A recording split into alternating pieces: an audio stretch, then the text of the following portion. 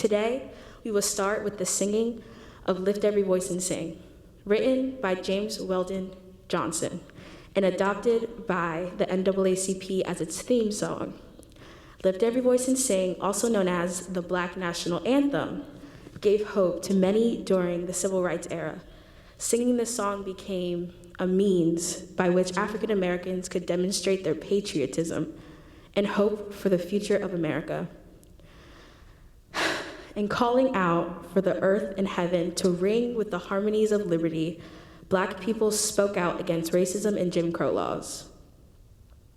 The lyrics embedded in this song say something about our heritage, the history of the African Americans, and the pain, the triumphs, also the opportunities and challenges in our country.